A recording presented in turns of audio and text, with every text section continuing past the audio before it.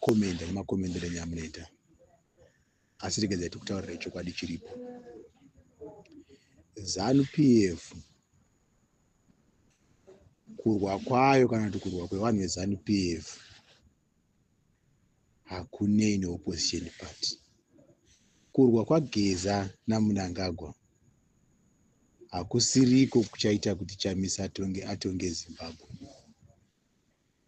Ko iye pese apa aimbova aripi Chamisa?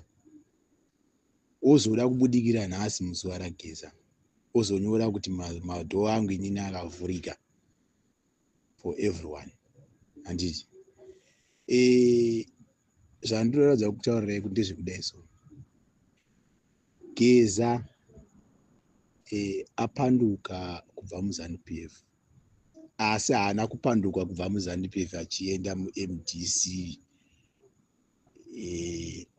Sekuzva kwatinoita tinozoziva kuti opposition party yakangotangwa neMDC, sokuzoti kune CC, kune Alliance, bato rinozikanwa nderekuti MDCT. Asi tikedzai ndikutaurirei manje kuti muchapembera mufarira n'anga ichabata mai.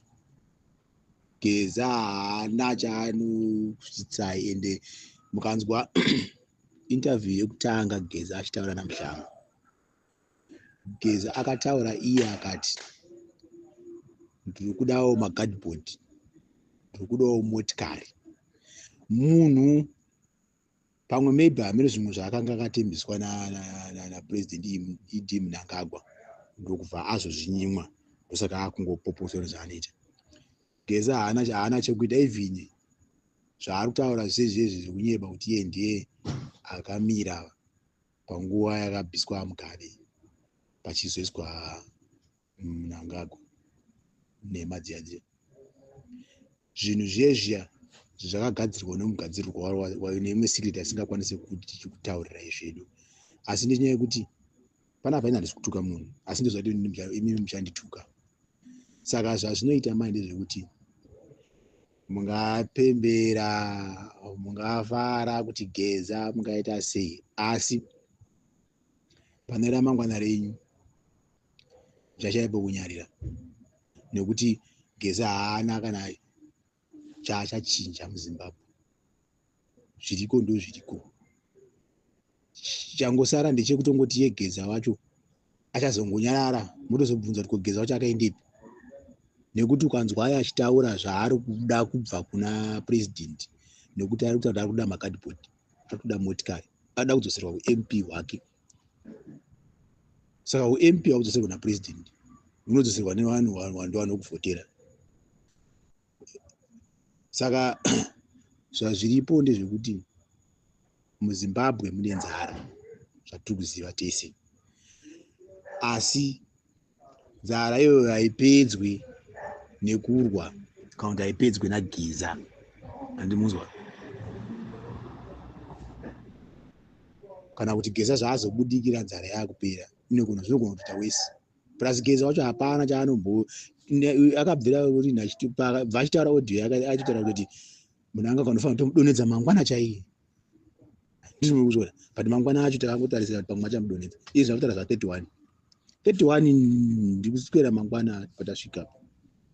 Saka my fellow Zimbabweans, hasha hadzina kana zvadzinobatsira, asi dai tiri vamwe tatongosimba nekuita munamato kutoti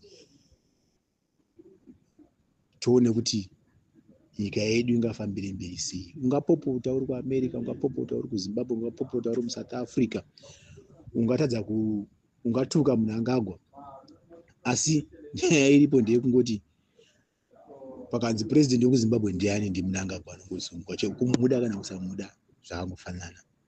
Andinoona.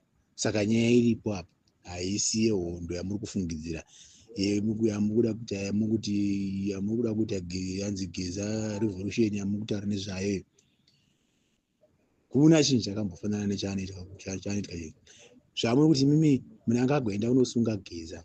Mnangagwa ari kutokuradza chimwe chinhu wani ipo payo, chekuti iye ari kutoona kuti Geza handina kana basa naye, bwenzi akapedza handina kana basa naye.